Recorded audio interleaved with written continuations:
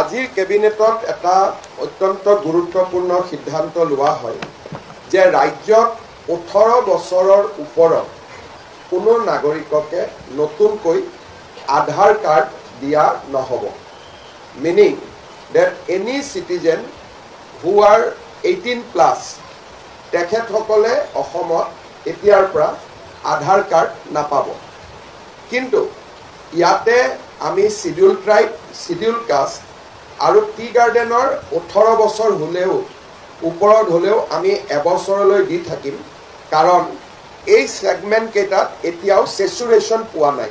কিছু মানুহে আমাৰ লোকেল মানুহে এতিয়াও আধাৰ কাৰ্ড পাব বাকি আছে। গতিকে 18 বছৰৰ ওপৰত এতিয়াৰ পৰা আমাৰ অসমত কোনেও আধাৰ কাৰ্ড নাপাব, with the exception of ST, SC and tea garden.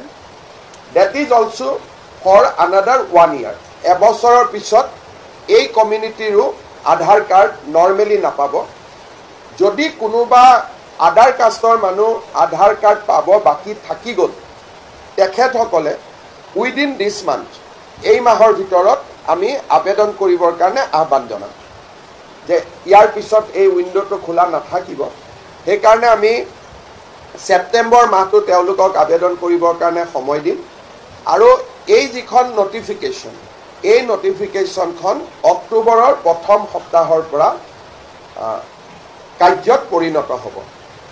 তাৰ পিছতো কোনোবা যদি বিশেষ মানুহ বিশেষ কাৰণত বাদ পৰি যায়, তেওঁলোকে ডিচিক এপ্লাই কৰিব লাগিব আৰু ডিচিয়ে SB, ফৰেনাৰ্ছ ট্ৰিব্যুনেল সকলোৰ লগত কথা বতৰা পাতি ৰেয়াৰেষ্ট অফ দ্য ৰেয়াৰ কেছত দিব পাৰিব। যদি কোনোবা বাদ পৰি একেবাৰে মানে কিবা কাৰণত দিবই লাগে, মোৰ বেমাৰ আছিল, মই যাব নোৱাৰিলোঁ বা মই অসমত নাছিলোঁ, এনেকুৱা কিছুমান থাকিলে অকল ডিচিয়েহে আধাৰ কাৰ্ডখন দিব পাৰিব, বেলেগ কোনেও নোৱাৰে।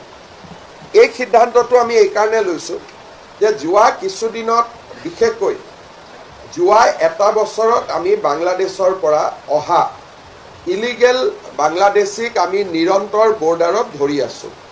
যোৱাকালিও আমি 7জনক পুছবেক কৰিছোঁ, কিন্তু আমি নিশ্চিত নহয় যে আমি সকলোকে ধৰিব পাৰিছোঁ বুলি।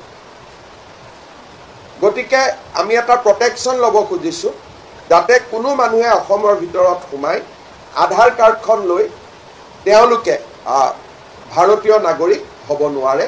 সেই ৰাস্তাটো আমি সম্পূৰ্ণৰূপে বন্ধ কৰি দিব খুজিছোঁ।